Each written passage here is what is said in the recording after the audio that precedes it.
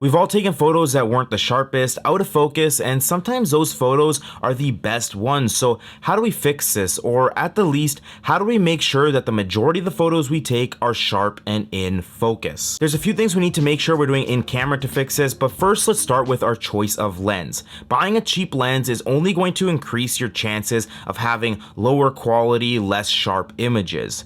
Cheaper lenses are typically made with cheaper glass and have slower autofocusing systems. I know when I take photos with my nifty 50, the autofocusing hunts a lot more than it does with the Sigma 35mm f1.4. It also lacks the sharpness that this lens has. So if you find that your lens hunts a lot and it has a hard time autofocusing and it's not that sharp, it might be time to invest in a better lens. But other than choice of lens, there's a few things you can do in camera that will allow you to take higher quality photos that are sharper and in focus.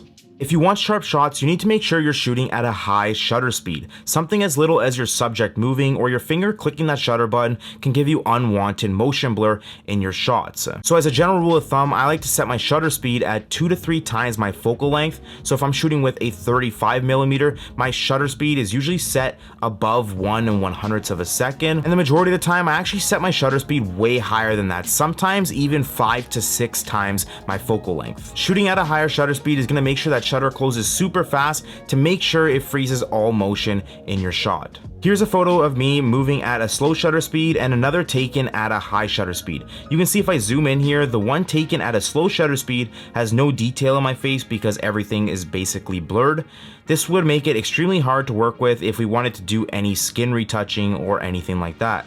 And if we look at the one taken with a high shutter speed, it is full of detail and sharp. Now if you find that maybe it's just some parts of your image that are out of focus, like your subject's nose is in focus but their eyes aren't, then you just need to increase your aperture. Let me explain. If I face the camera and focus on my eye, which it's doing right now, both eyes are going to be extremely sharp and in focus because both eyes are on the same focal plane. Shooting with a wide aperture like f1.4, it only gives us a thin area of focus, and as soon as you slip out of that area of focus, you're no longer in focus. So to fix this, all you have to do is increase your aperture to create a thicker or deeper area of focus. Now these are probably not proper terms, but when I was scripting this video, I wanted to make it as simple as possible for anybody to understand. You can see the difference in these photos. This is a portrait I took at f1.4, and you can see that both my model's eyes are sharp and in focus because they're on the same focal plane or at the same distance. This is another photo from the same shoot, and it was shot with the same aperture of f1.4. Because my model's head was turned, you can see that her one eye is sharp and in focus and the other is not. This is because her one eye fell out of that thin focus area I was talking about. Now here's a photo from a fashion shoot I did where my model's head is turned but both her eyes and face are still extremely sharp and in focus, and that's because this was shot with an aperture of 5.6. Now that you know how it works, shooting at a higher aperture not only ensures that your photos will be sharp, but also helps your autofocusing system detect your subjects easier and faster, resulting in more in-focus shots. ISO also has an effect on image quality and sharpness. If your ISO is too high, it can introduce a lot more noise, in turn resulting in loss of detail, but also result in an extremely soft image when trying to use noise reduction software when trying to remove that noise. So make sure you're shooting at a low ISO. Additionally, you want to make sure you're shooting in the right focus modes. For Canon cameras, when you go into the autofocusing operations menu, you have the option between one shot and servo. One shot is super common and it should be used when neither you or your subject is moving. This is most common, and what happens is when you half press that shutter, it actually locks focus and stops tracking. This is great if you want to focus and recompose, but also great for no moving subjects. Servo is the opposite. It's what you want to use when you or your subject is moving. Let's say I'm taking portraits and I want my model to walk towards me as I fire away. Servo is going to constantly track the movement of my subject and focus continuously, which is great for nailing focus and getting sharp images when there is movement. There's also another setting that I think the majority of cameras have, and that's release priority.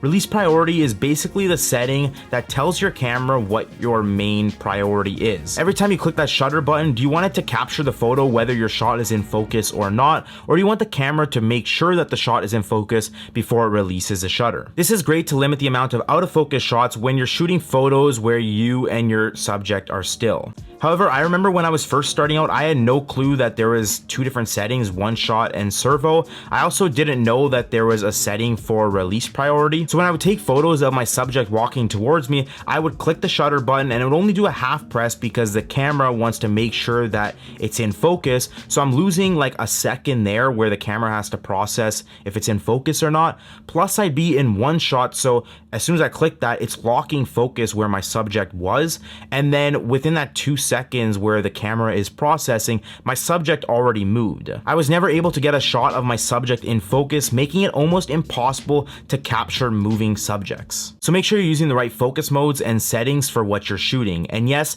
these settings are almost standard for all cameras. Servo is named AF-C for Nikon and continuous for Sony. Lastly, a pro tip to make your images appear sharper than they are is to introduce bokeh or out of focus elements in your shot. If you're shooting portraits, this can be a blurry background. If you're shooting landscapes, it's as simple as getting low to the ground and getting some rocks or grass in the foreground. This will draw the viewer's eyes and attention to the sharper parts of your image, making it appear sharper than it is. If we take a look at this portrait I shot, you can see the plants in front of her out of focus, making her stand out way more. The same thing with this photo I took of my friend Eunice, or this photo I took of my dog Jax. I got super low to the ground, making the grass in front of him blurry as well as the background, which is drawing all the attention to him. So if you want to make your images appear sharper than they are, try to introduce bokeh whenever you can. With that being said, I hope you learned something from this video. If you have any questions, drop them down in the comments below.